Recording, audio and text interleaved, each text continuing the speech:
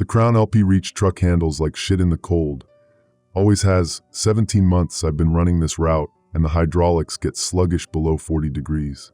I'm talking about the warehouse proper, not the kill floor, which stays at 58 for the line workers.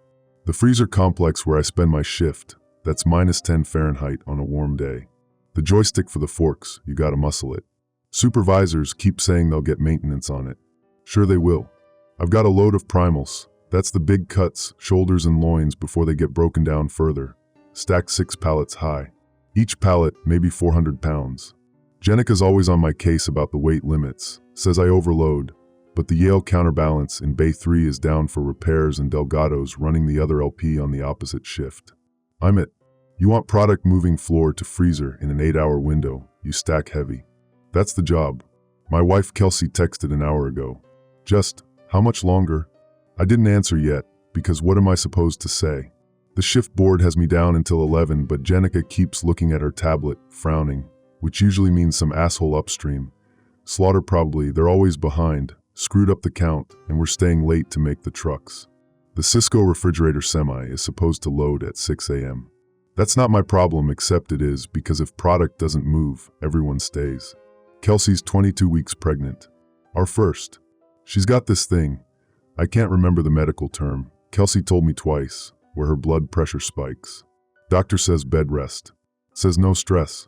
I'm working 50-hour weeks at Midland Protein Solutions because her insurance through Dollar General cut her when they dropped her to part-time, and mine doesn't kick in until the 90-day probation clears, which is in 11 days. 11 days and she's covered. She asked me 3 days ago, "Is this the last overtime?" I said yes. I said, "1 more week, baby. Then I'm on days, straight 40 hours.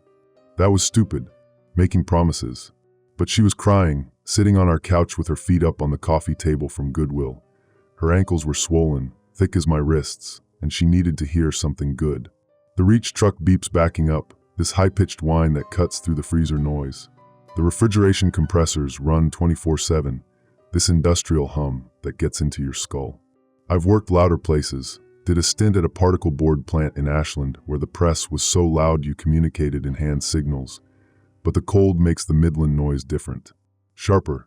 The insulated walls don't absorb sound right. Everything echoes. You hear stuff from 3 bays over.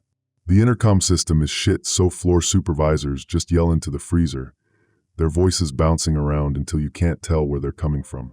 I back into the slot for freezer 4. The forks slide under the pallet, hydraulics whining as I lift. 6 feet, 8 feet, 10. The load sways a little, probably should have wrapped it tighter. The plastic stretch wrap is loose on the top layer, but it holds. I'm watching the concrete ceiling, the big industrial lights behind wire cages, the way frost builds up on everything. There's ice on the ceiling beams.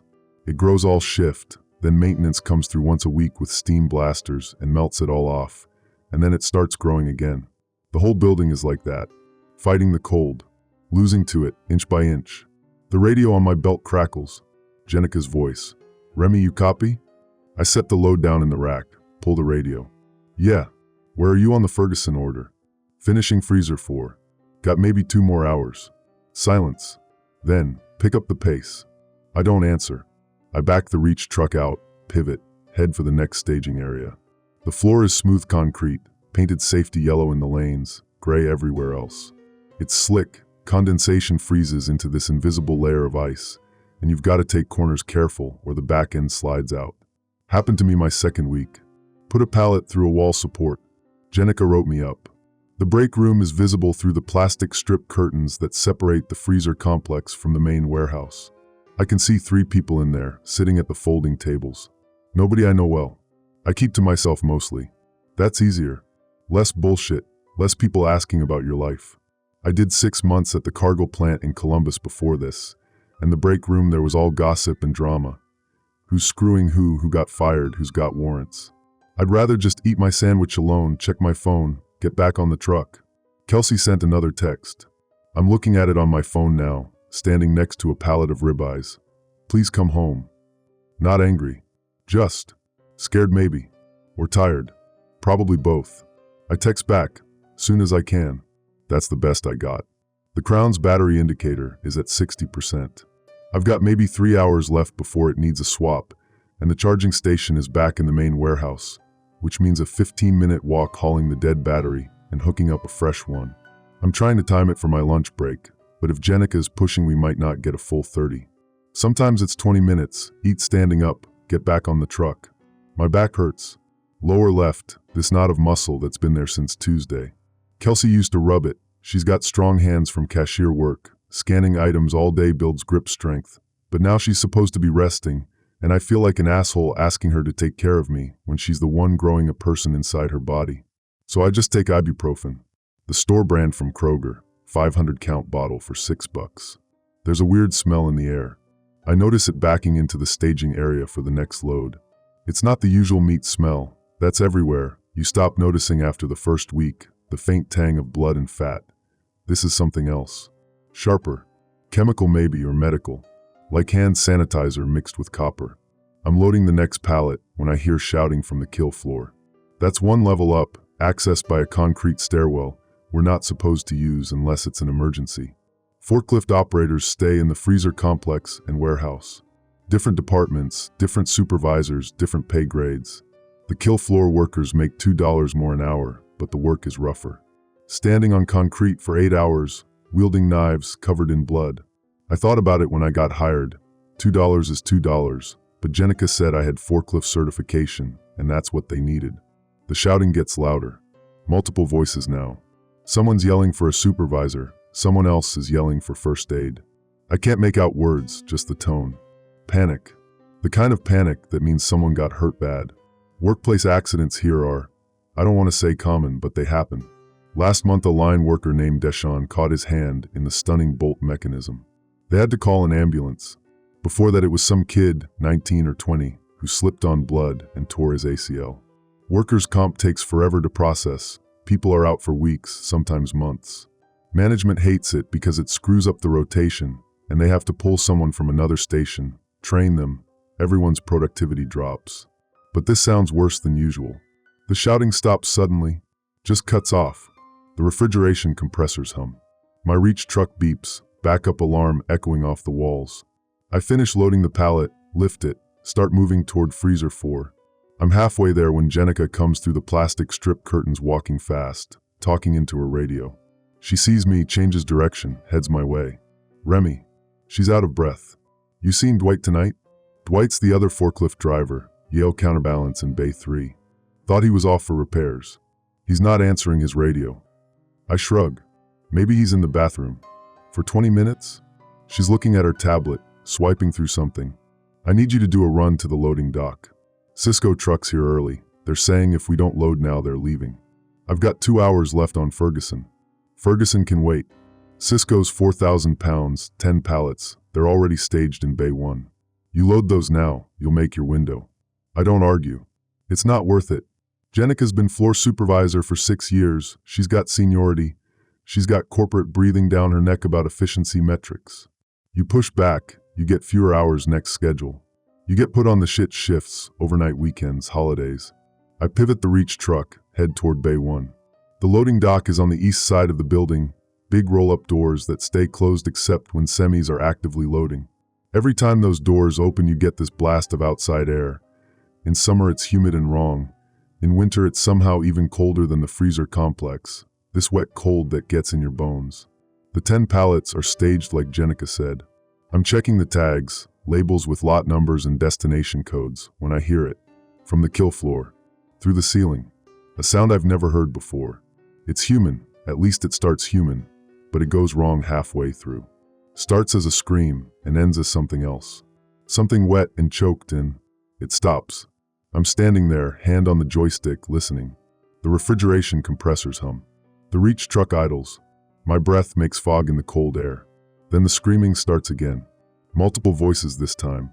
And underneath it, this other sound. A cracking sound. Like when you break a chicken bone in half, but louder. Much louder. The intercom crackles. A voice I don't recognize, male young, talking too fast. We need someone get. It's Hal, something's wrong with Hal, his jaw. The intercom cuts off. I should probably go check. That's what you're supposed to do, right? Coworker in trouble, you help. But I'm thinking about Kelsey. About 11 days until insurance. About the promise I made. 1 more week, baby. The plastic strip curtains leading to the kill floor stairwell are 30 feet away. They're swaying now like someone just went through them, or came down. I'm watching them sway when Dwight stumbles through. He's holding his face, both hands pressed to his jaw, fingers red and wet. He's making this sound, this low moaning that doesn't match how fast he's moving. He sees me, staggers toward the reach truck. Remy. His voice is muffled by his hands. Remy, help me, something's. He trips, goes down hard on the concrete, hands leaving his face to catch himself. That's when I see it. His jaw is wrong. Hanging too low, the left side collapsed inward, the bone visible through torn skin. Not just broken, shattered, like someone took a hammer to it. Blood is running down his neck, soaking into his Midland Protein Solutions shirt, dripping onto the concrete. And stuck in the wound, protruding from the torn flesh, is a piece of bone. Not his bone, someone else's. Sharp and white and wrong, jetting out like a piece of shrapnel. Dwight reaches for me. Help, he says. Help me. I'm already off the reach truck, moving toward him. Not thinking, just moving. Because that's what you do. Someone's hurt, you help them. I kneel next to Dwight, pulling my radio.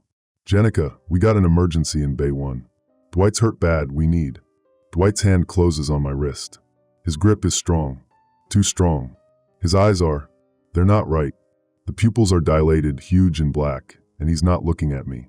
He's looking through me. Dwight. I try to pull back. Let go, man, I need to call. He opens his mouth. The jaw doesn't move right, the shattered bone grinding, and I hear that cracking sound again. From inside him. His teeth are red. There's blood in his mouth, running over his lips, and when he breathes it bubbles.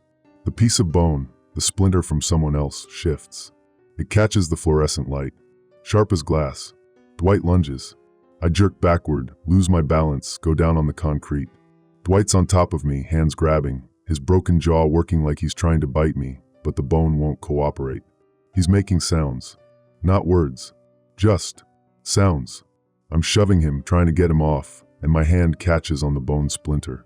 It cuts through my work glove, the thin knit kind, not the leather ones in my locker, and into my palm. Sharp and clean like a razor. The pain is immediate, hot and bright. I get my boot up, kick Dwight in the chest, shove him off. He rolls sideways, hits a pallet, scrambles to get up. I'm on my feet, backing toward the reach truck. My hand is bleeding. The cut is maybe 2 inches long across the palm, deep enough I can see fat tissue. Blood is running down my wrist into my sleeve. Dwight stands up. He's swaying, his broken jaw hanging wrong, and he's looking at me again with those dilated eyes. From upstairs, from the kill floor, the screaming gets louder. I'm climbing onto the reach truck when Jenica comes through the plastic curtains at a dead run. She stops, sees Dwight standing there swaying, sees the blood on the concrete. What happened? I don't know. I'm wrapping my hand in my shirt, trying to stop the bleeding. He came down from the kill floor like this. He grabbed me. Dwight. Jenica takes a step toward him. Dwight, can you hear me? Dwight's head turns. Slow, tracking her movement. His jaw is still hanging wrong, the bone splinter catching the light. Don't. I'm backing the reach truck up, keeping it between me and Dwight. Something's wrong with him, don't get close. Jenica's already on her radio. This is Floor Supervisor Bowman. I need medical to Bay 1 immediately. We have an employee down with. She's looking at Dwight, trying to find words. Facial trauma. Severe facial trauma. Possible head injury. The radio crackles back. Not the usual dispatcher voice. Someone else, female, older. Medical's occupied. We have multiple casualties on the kill floor. Multiple? 6 workers down. Whatever's happening up here, it's spreading. Jenica looks at me. I see her trying to process that. 6 workers. The kill floor runs maybe 30 people on night shift. 20% casualty rate in, 15 minutes? Dwight takes a step toward Jenica. Dwight, stay where you are. Jenica's got her hands up, like she's directing traffic. Medical's coming, you need to sit down. Dwight lunges. Not stumbling. Lunging. Fast and coordinated despite the shattered jaw. He crosses the distance in 3 steps, hands reaching for Jenica's face. I'm already moving. I punch the accelerator, swing the reach truck around. The forks are still raised maybe 3 feet off the ground from the last pallet. They catch Dwight in the side, knock him sideways into a stack of boxes. He goes down hard. Jenica scrambles backward. You saw him. I'm pulling the reach truck back, creating distance. He wasn't stopping. Dwight's getting up. The boxes he hit are crushed, cardboard split open, and there's more blood on the concrete now, but he's not slowing down. He's on his feet, turning toward us, and his eyes are. They're not Dwight's eyes anymore. There's no recognition there. Just this flat, empty stare. The radio crackles again. Different voicemail, panicked. Need to evacuate. We need to evacuate now. There. Static. Then screaming. Then nothing. Jenica's backing toward the plastic curtains. We need to get to the office. Lock down, call corporate, call. Call 911. I'm keeping the reach truck between us and Dwight. Whatever this is, we need cops. Ambulances. I don't have authority to call external emergency services without regional manager approval. Are you serious? Protocol says. Jenica, look at him. Dwight's walking toward us now. Not fast, just steady. His jaw is dripping blood on the concrete with every step. Call 911. She pulls her phone. Her hands are shaking. She's trying to unlock it, fumbling the passcode. Something crashes upstairs. Loud enough I feel it through the concrete. Then more screaming. Multiple voices overlapping, some cutting off mid-sound. A woman comes through the plastic curtains from the kill floor stairwell. I don't know her name. Line worker, maybe mid-30s, wearing the white coat and hairnet they all wear up there. She's running, looking back over her shoulder, not watching where she's going. Hey! I'm yelling at her. Hey, watch out! She hits a pallet jack someone left in the walkway. Goes down face first on the concrete. I hear the impact from 30 feet away. She's not moving. Jenica gets her phone unlocked. She's dialing 911 when two more people come through the curtains. Both men. Both kill floor workers. Both covered in blood. They see the woman on the ground. They converge on her. No! Jenica's moving toward them. Stop, get away from her. I'm already driving the reach truck forward, horn blaring. The two men look up. Their eyes are like Dwight's. Dilated pupils, empty stares. One of them has something wrong with his mouth. The lower jaw is distended, hanging too far down, and I can see bone fragments stuck in the tissue. They leave the woman. Start moving toward us. Jenica's yelling into her phone. Yes, this is an emergency. I'm at 4600 Industrial Parkway, Midland Protein Solutions. We have multiple injured employees. They're attacking people we need. The woman on the ground moves. Jerks once, like she's having a seizure. Then again. Her head lifts off the concrete. There's blood coming from her nose, her mouth. She shouldn't be moving. That fall, I heard her skull hit the floor. But she's getting up. Jenica sees her. Stops talking mid-sentence.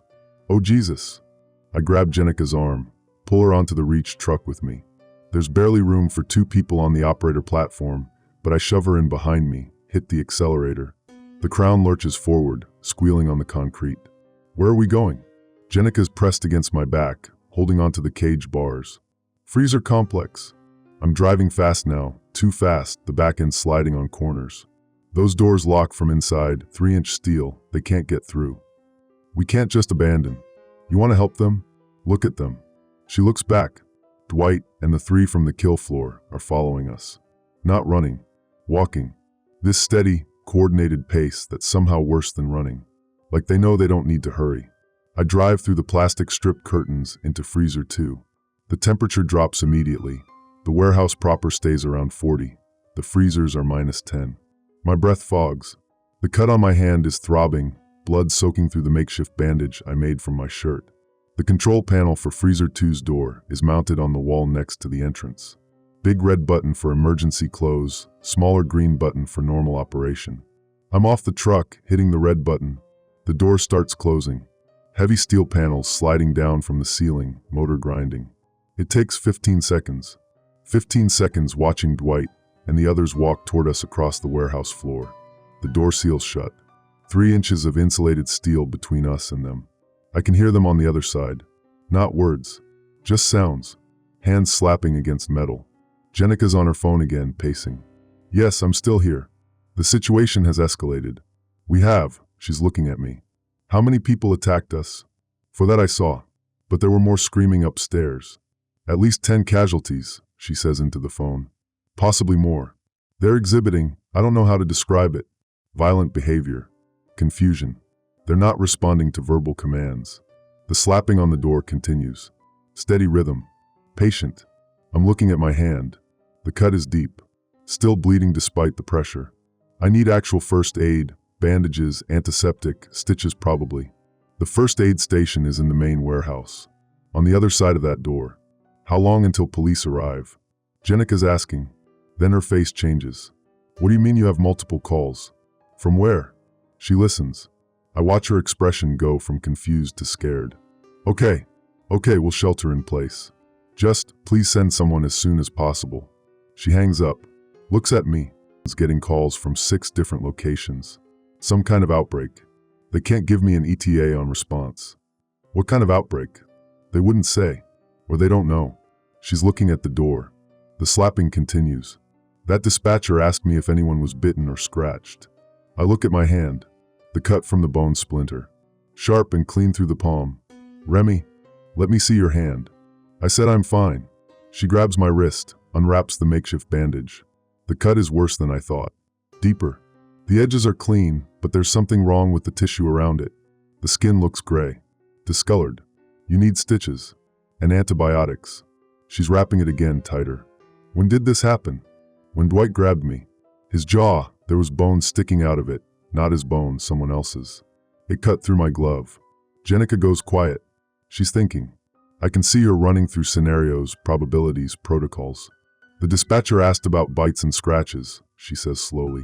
Like they already know something. Like this has happened before. That doesn't make sense. Nothing about this makes sense. She pulls her tablet, starts swiping through files. I need to check something. The incident reports. There was a pattern. I remember seeing it, but I didn't think about it until now. She finds what she's looking for. Shows me the screen. It's a spreadsheet. Rows of incident reports going back 6 months. She filters by injury type. 13 reports. All facial trauma. All involving the jaw. All in the last 4 weeks. I flagged these for workers' comp, she says. Sent them to regional manager's office. Never heard back. You're saying management knew.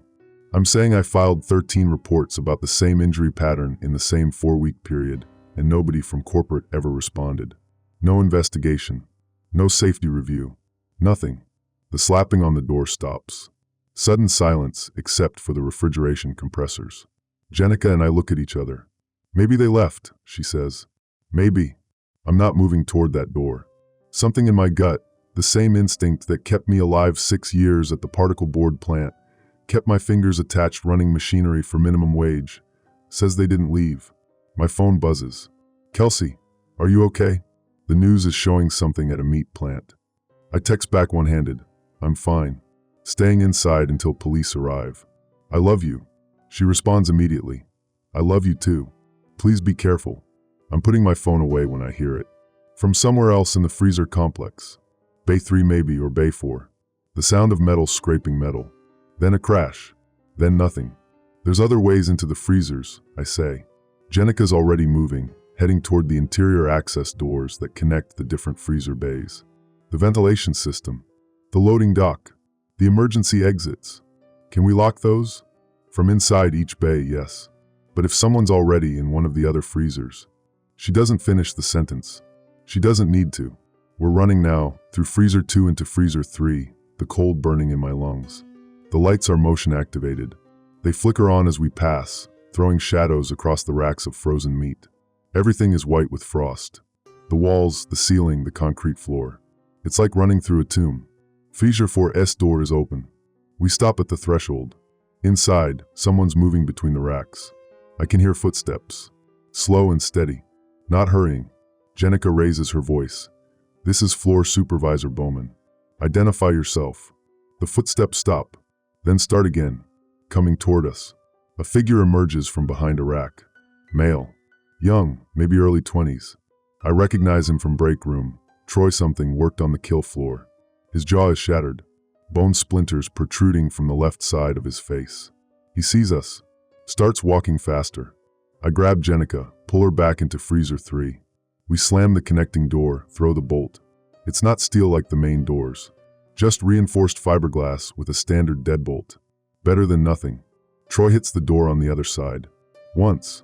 Twice. The fiberglass cracks but holds. We need to get to the office. Jenica's breathing hard. Call corporate directly. Find out what they knew. The office is across the main warehouse. There's a service corridor. Maintenance uses it. Runs behind the freezer complex, connects to the administrative wing. I didn't know that. 17 months here, and I've never been in the maintenance corridors. That's a different department. Different security clearance. Can you access it? She shows me her tablet. Supervisor credentials. I've got override codes for all service areas. Troy's still hitting the door. Steady rhythm. The cracks in the fiberglass are spreading. Let's go, I say. The maintenance corridor smells like machine oil and chlorine. Jenica's override code gets us through a door I've walked past 100 times without noticing. It's unmarked, gray metal, blends into the wall. The corridor behind it is narrow, barely wide enough for two people side by side, and lined with pipes and electrical conduits. Emergency lighting strips run along the ceiling. Every 30 feet there's a junction box with warning labels, high voltage, authorized personnel only. The floor is concrete, but it's cleaner than the warehouse floor. No blood, no footprints except ours. We're maybe 50 yards into the corridor when Jenica stops. She's looking at her tablet, swiping through files. What? I ask. The incident reports. I'm reading them again. She's scrolling fast. Look at the progression. First report was 6 weeks ago. Worker named Luis Taveras. Fractured jaw during equipment maintenance. Said another worker's tool slipped, hit him in the face. Accidents happen. Second report, 5 days later. Worker named Ashley Ruiz. Same injury. Said she tripped on the kill floor, hit her face on a rail. Jenica, we need to keep moving. Third report, she continues, not listening. Worker named, it doesn't matter. Same injury. Same week. Same basic story. Equipment accident, fall, tool malfunction. She looks up at me. 13 reports. 13 workers. All in 4 weeks. All jaw trauma. And management never investigated. So they were covering it up. Or they already knew what was causing it and they didn't care. She's scrolling to something else. I need to check production numbers. If what I think is happening. She stops. Her face changes. What? Production's up 40% over the last month. We're processing more cattle per shift than we ever have. Breaking records. She shows me the tablet. Numbers and graphs that don't mean much to me, but her tone says they mean something bad. Regional manager sent an email 3 weeks ago, congratulating night shift for efficiency improvements, offering bonuses for sustained performance. I don't understand. They're not investigating the injuries because stopping production to investigate would cost money.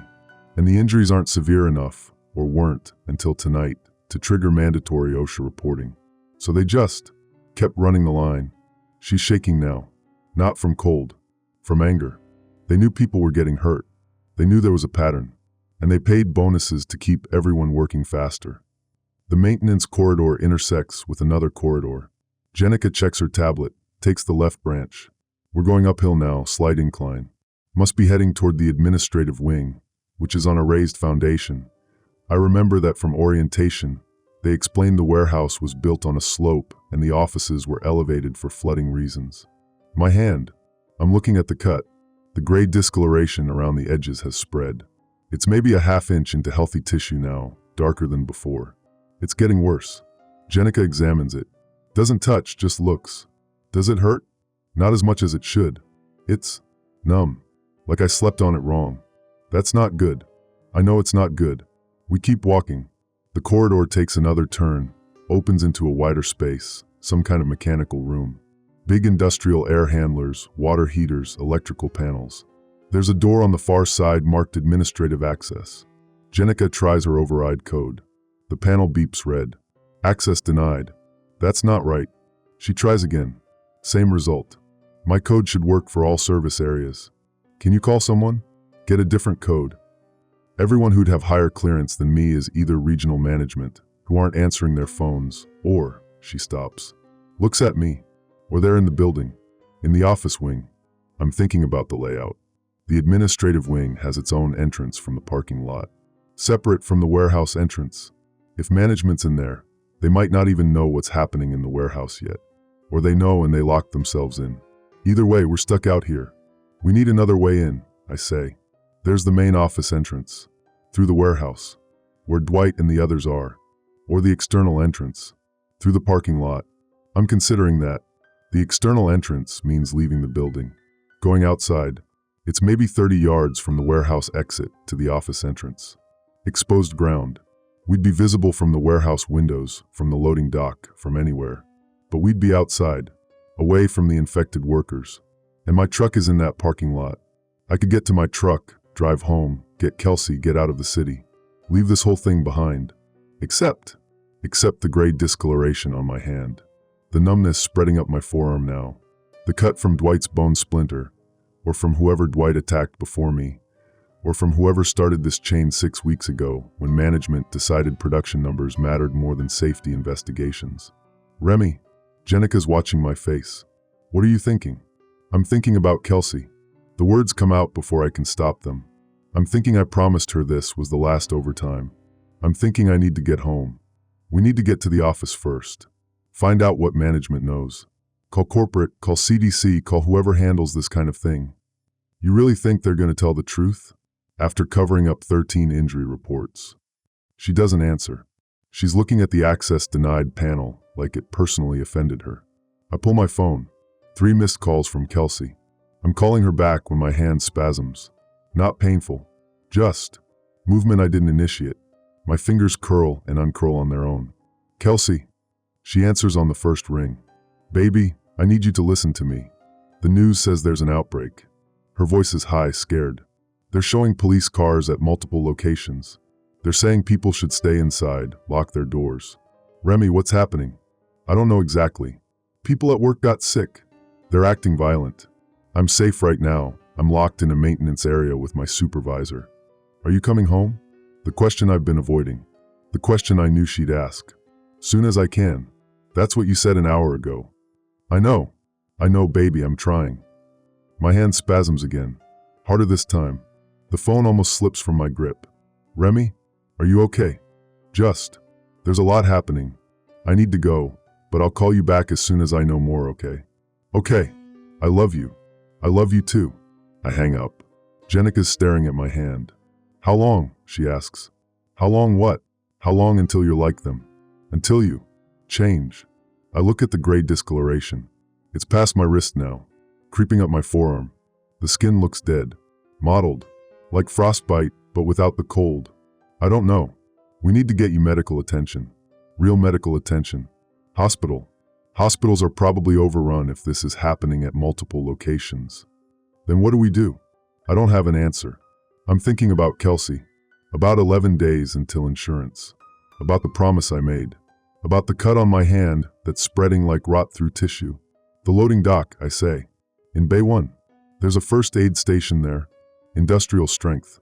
They keep it stocked for the kill floor workers. Heavy bandages, blood clotting powder, maybe antibiotics. That's across the warehouse, where Dwight and the others are. You got a better idea? She doesn't. We backtrack through the maintenance corridor. The access denied door was a dead end. Our options are, go through the warehouse to reach the loading dock first aid station, or go outside to the parking lot and try the office entrance. Either way, we're exposed. Either way, we might not make it.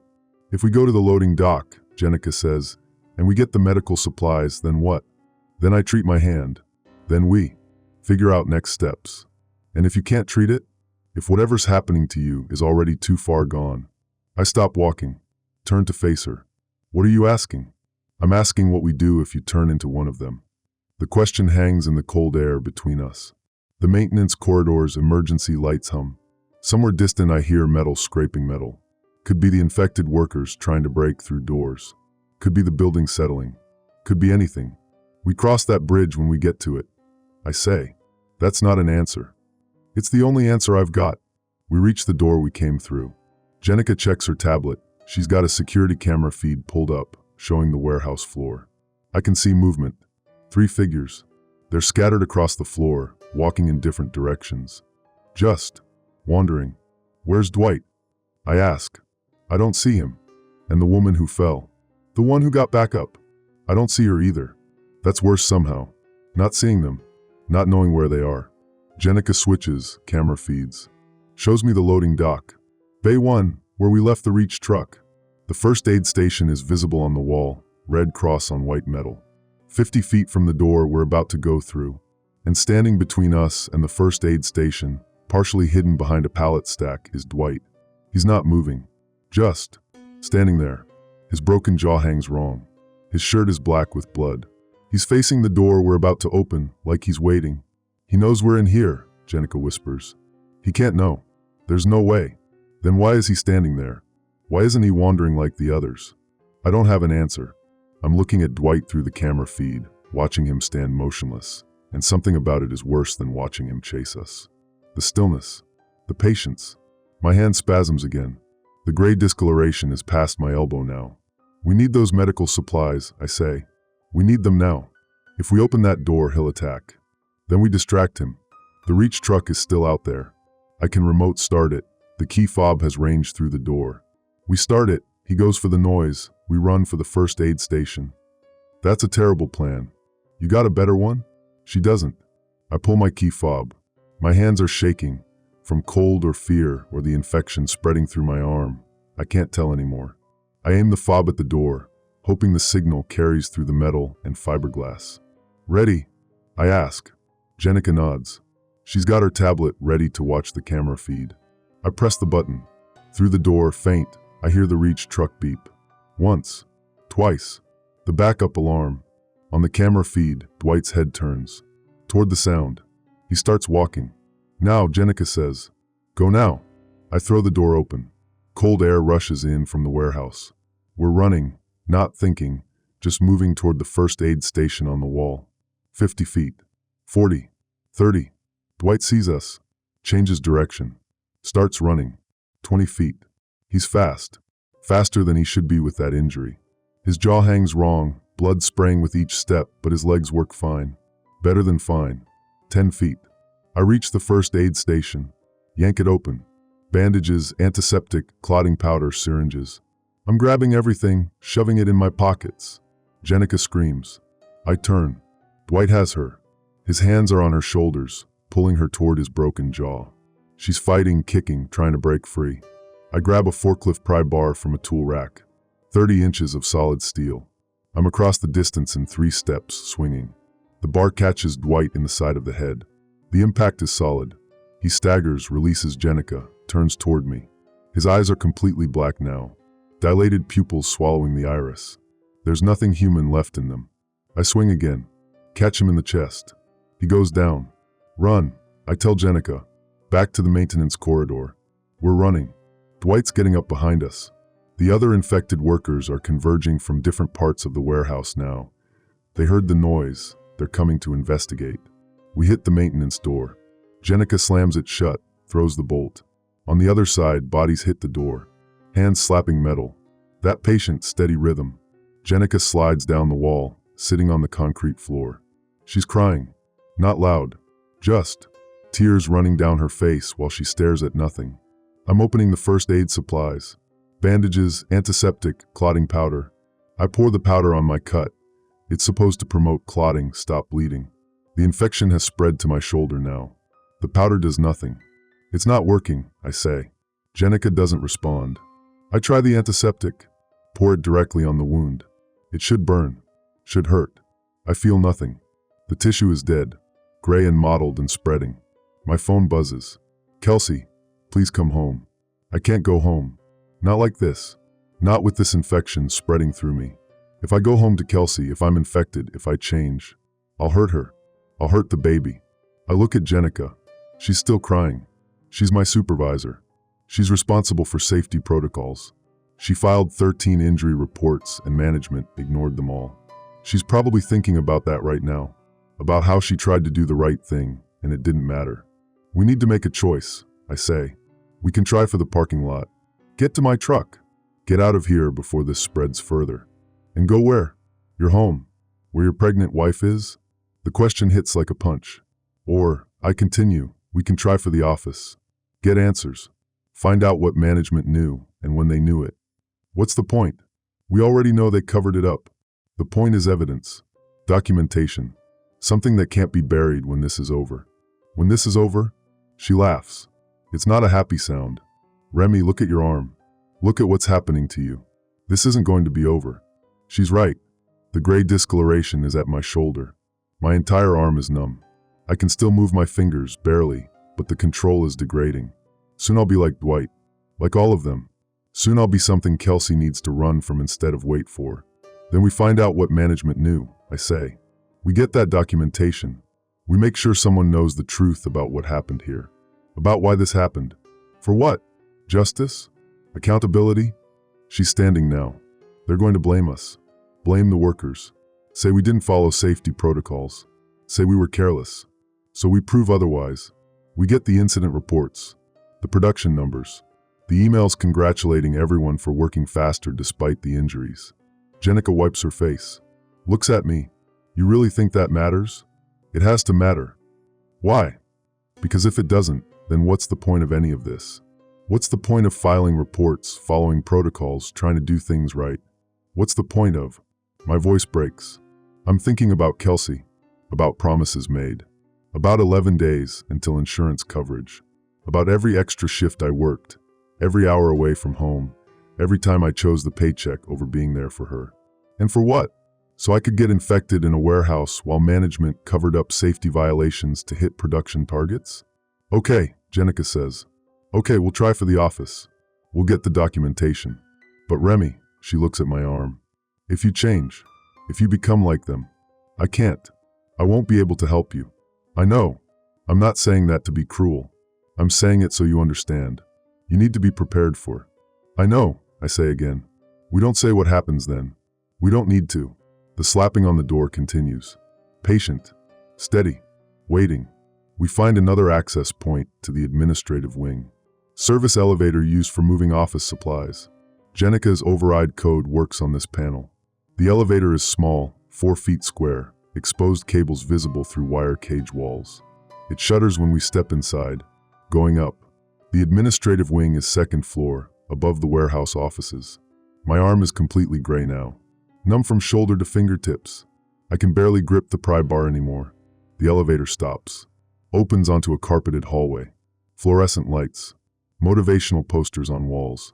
Safety first. Teamwork makes the dream work. Everything normal except the blood smeared on one poster. Jenica checks her tablet. Regional manager's office is down this hall. 3rd door on the right. We're walking fast, not running. The hallway is empty, but I can hear sounds from somewhere else in the building. Voices. Not the moaning from the infected workers. Voices. People talking.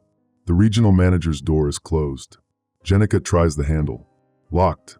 She uses her override code on the electronic lock. It beeps green. Inside, the office is normal. Desk with computer monitor. Filing cabinets. Window overlooking the parking lot. I can see my truck down there. 3 rows back. Silver Ford Ranger with the dent in the passenger door from when I backed into Kelsey's mom's mailbox. I could be down there in 2 minutes. Drive home in 15. See Kelsey.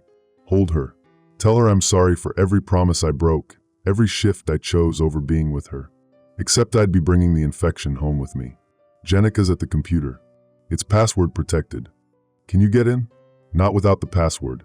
She's opening filing cabinets instead. Paper folders. Lots of them. She's pulling them out, reading labels. Incident reports. Here. She spreads them on the desk. 13 folders. 13 workers. All jaw trauma. All in the last 4 weeks. And stapled to each report is a memo. Same memo. Same letterhead. Corporate directive from Midland Protein Solutions Central Office. Investigation deferred pending productivity assessment.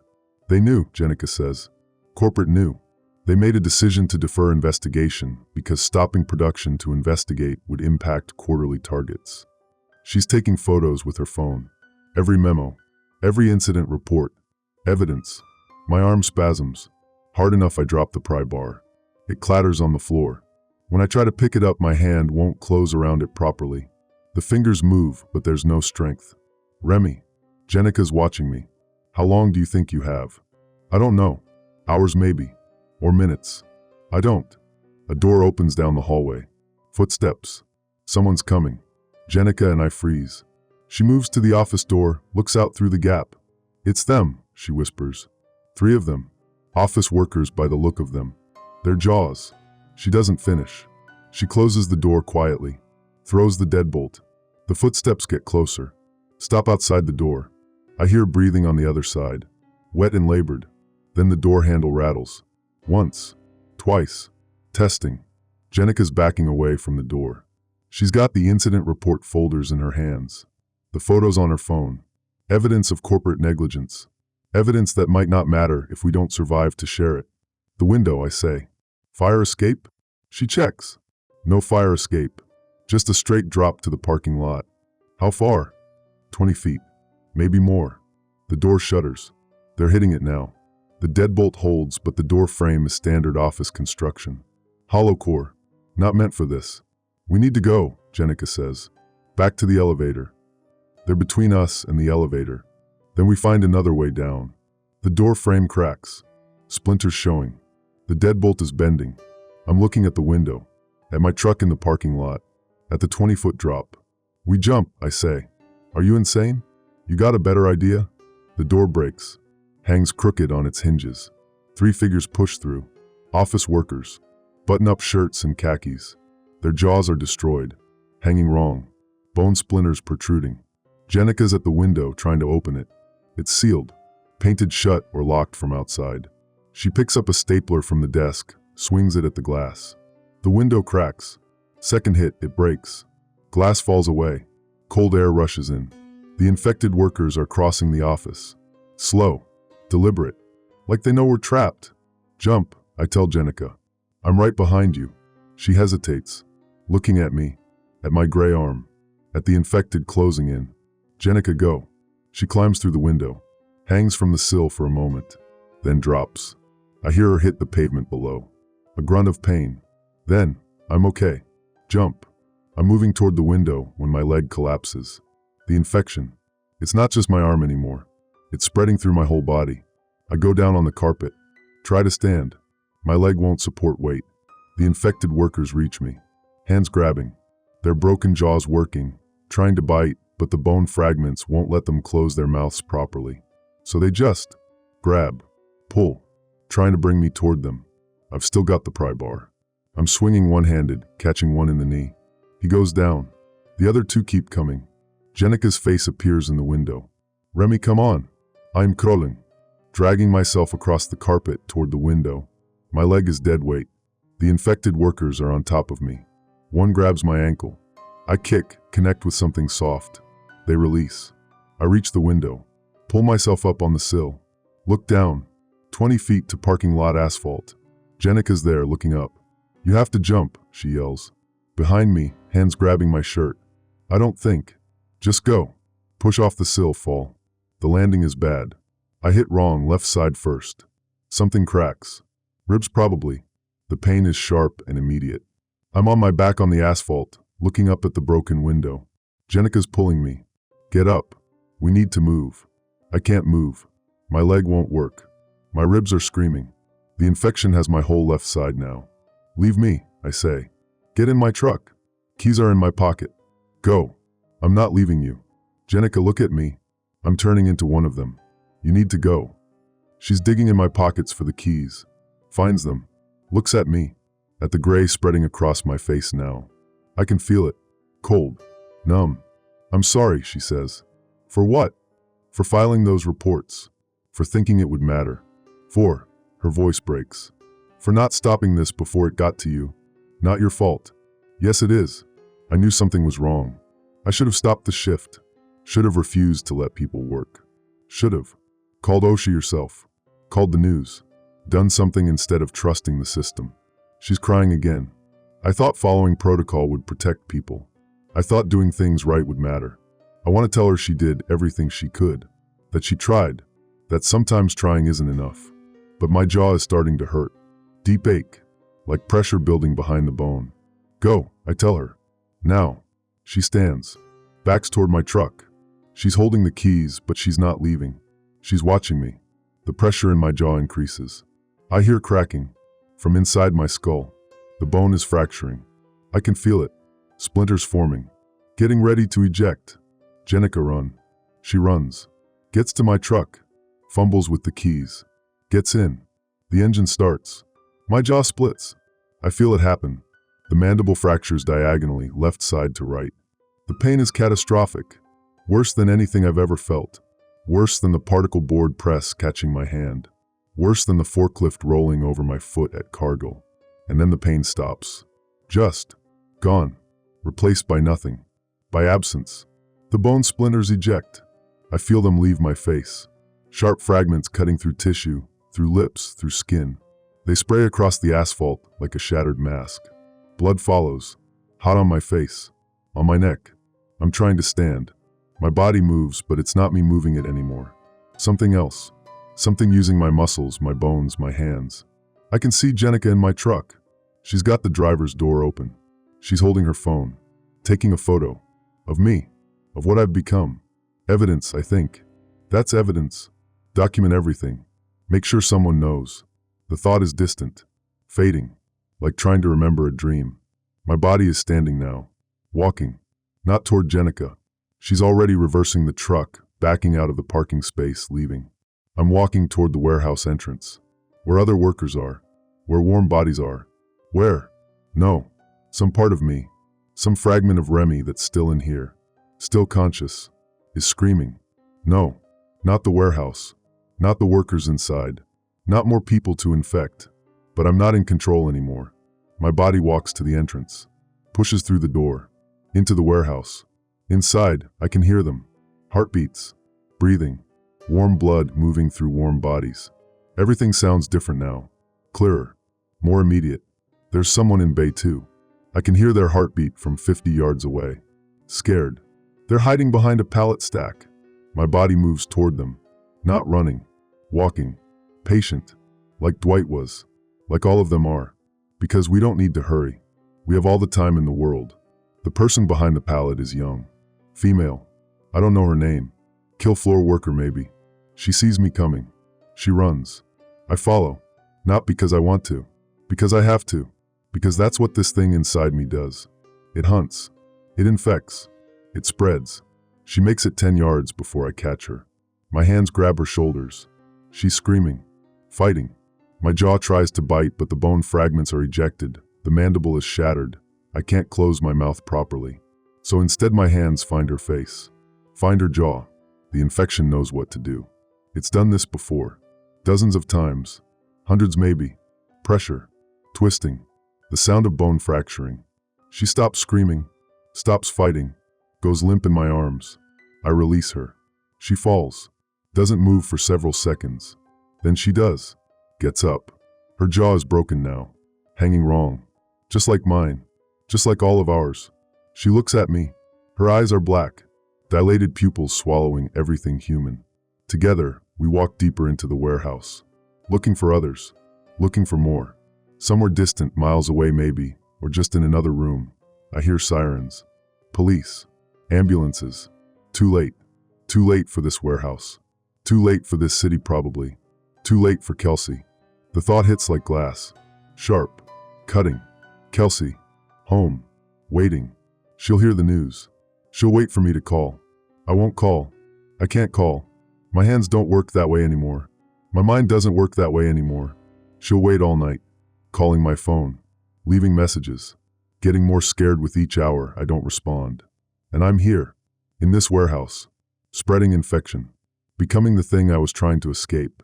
I promised her this was the last overtime. I was right. Another worker stumbles through the plastic curtains from the freezer complex. Male. Older. He sees me and the female worker. He tries to run. We catch him together. The female worker grabs his left arm. I grab his right. He's screaming. Begging. Saying he has kids. Saying please.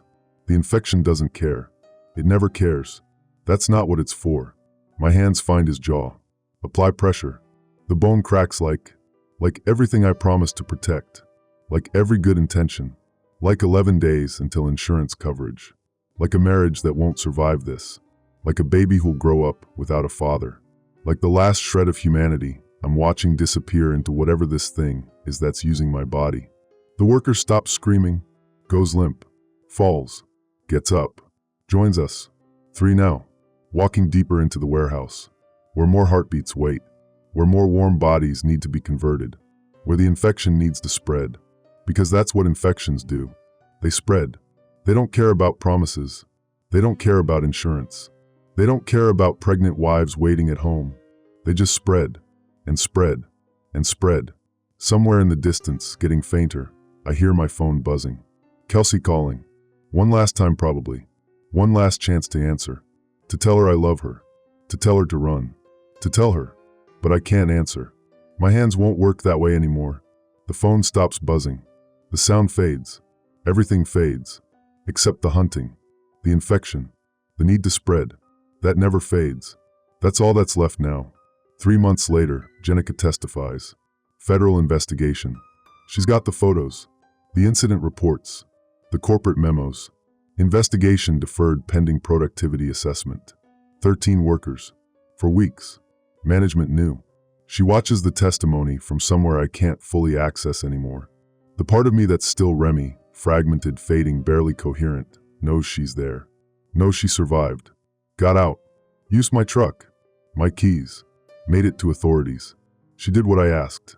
She got the evidence out. Midland Protein Solutions faces criminal charges. Regional manager arrested. Corporate executives under investigation. Osa finis. Wrongful death lawsuits. The warehouse is condemned. Shut down. 73 workers were infected that night. 73 people who went to work, clocked in, tried to make production targets. Who trusted that management would protect them. Who thought following safety protocols mattered. 51 survived. Barely. The infection spreads fast but stops if you amputate quickly enough. Remove the infected tissue before it reaches vital organs. Lose an arm. Lose a leg. But live. 22 didn't make it. I'm one of the 22. Except I'm not dead. That would be mercy. That would be better than this. I'm in a containment facility. Federal quarantine. Industrial freezer retrofitted with reinforced walls, observation windows, medical monitoring equipment. They keep us here, all 22 of us, because they don't know what else to do. Can't kill us. That would be murder. Can't release us. That would be criminal negligence. So we stay here, in the cold, where the infection is dormant but not gone. Where we're technically alive but not living. My jaw is still shattered. The bone fragments ejected 3 months ago. They grew back partially, cartilage and scar tissue, not proper bone, but I can't speak anymore. Can't eat solid food. They feed us through tubes. Liquid nutrients. Enough to keep our bodies functioning. The infection left my body after 6 weeks in containment. The scientists don't know why. Temperature maybe. Isolation. No new hosts to spread to. The gray discoloration faded. My skin looks almost normal now. Almost. But the damage is permanent. The jaw can't be reconstructed. The nerves are dead. I can barely move my face. When I look in the mirror, they give us mirrors once a week, therapy sessions. I see something that looks like Remy. Same eyes. Same hair. Same scar on my forehead from when I crashed my bike at 12. But it's not Remy. Not anymore. Remy died in that parking lot when his jaw split open. This is just what's left. The shell he used to live in. Kelsey visited once. 2 weeks after the outbreak. They let her see me through the observation window. She was showing by then. 26 weeks. She stood there crying, one hand on the glass, the other on her belly. I couldn't talk. Couldn't tell her I was sorry. Couldn't tell her I loved her. Couldn't do anything except stand there and watch her cry. She hasn't come back. I don't blame her. What's the point? I'm not coming home. Not today. Not ever. This is it. This is the rest of my life. However long that is. The baby was born 6 weeks ago. Girl. Healthy. 7 pounds, 4 ounces. Kelsey's mom called the facility, left a message with the nurses. They told me. I stood there in my cell, listening to the nurse read the message, and I couldn't cry. The infection damaged my tear ducts. They don't work right anymore. So I just stood there, knowing I have a daughter I'll never meet, never hold, never see except in photos maybe, if Kelsey's generous enough to send them. Her name is Rebecca, after Kelsey's grandmother. I would have suggested Riley. I always liked Riley, but I don't get a vote anymore.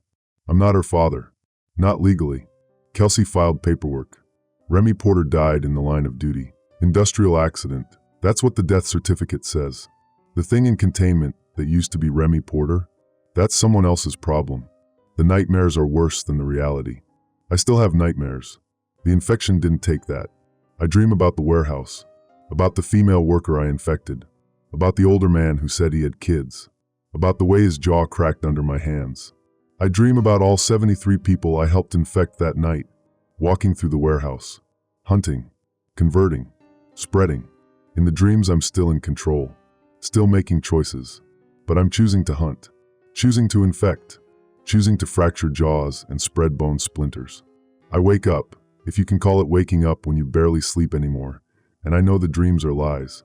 I wasn't in control. The infection was. But that doesn't help. That doesn't make the guilt stop. Jenica's testimony secured convictions. Regional manager got 8 years. 2 corporate executives got 5 years each. Midland Protein Solutions filed bankruptcy. The shareholders lost everything. Justice, they called it. Accountability. The system working as intended. But I'm still here, in this cell. And the 72 other people I infected are still damaged. Still traumatized. Still living with permanent scars, physical and psychological. And Kelsey is still raising our daughter alone. Still 23 years old with a baby and no partner and no insurance because my 90-day probation never cleared. Justice. Right. The thing is, I keep remembering the promise I made. This is the last overtime, baby. 1 more week. I meant it when I said it. Really believed it. Thought I was doing the right thing. Providing. Building a future. Turns out the right thing was quitting. Walking out. Refusing to work 1 more shift in a facility where management ignored 13 injury reports because stopping production would hurt quarterly earnings. But I didn't know that. Couldn't have known that. I was just trying to get to 11 days. 11 days until insurance. Until Kelsey was covered. Until we'd be okay. Instead I got infected. Killed 22 people through my own transformed body. Orphaned my daughter. Destroyed my marriage. Spent the rest of my life in containment. 11 days. That's what I was trying to reach. 11 fucking days. The nurses here are kind. Professional. They don't treat us like monsters. They treat us like patients. Medical curiosities. Victims of circumstance and corporate negligence. They're right about the negligence part. Management knew.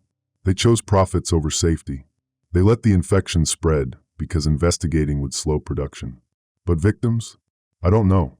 Victims don't hunt. Don't fracture jaws. Don't spread infection through warm bodies while some distant fragment of screams to stop. Maybe I'm both. Victim and monster. Infected and infectious. Remy and not Remy. The forklift driver who loved his wife and the thing that killed his co-workers. Maybe that's the part they can't understand. The part the scientists keep trying to quantify. The part where humanity doesn't leave cleanly. Where you're trapped inside watching yourself destroy everything you love. That's the real infection. Not the gray discoloration. Not the fractured jaw. The part where you know what you're doing but can't stop.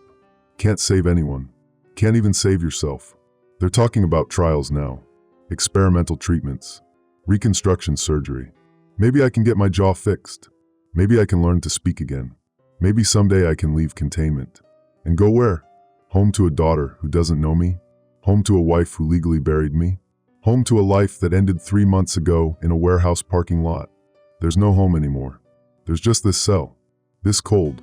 This permanent state of almost but not quite dead. This existence where I get to spend every day thinking about what I did. Who I hurt. What I cost. Kelsey sent 1 letter. 2 months ago. The nurses gave it to me. I can't read anymore. The infection damaged something in my brain. Processing language is difficult, so they read it to me.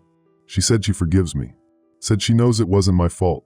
Said she hopes I find peace. Peace. Right. There's no peace here. There's just memory. And guilt. And the knowledge that I tried to do the right thing, and it destroyed everything. I count days now. Not until insurance coverage. Not until shift end.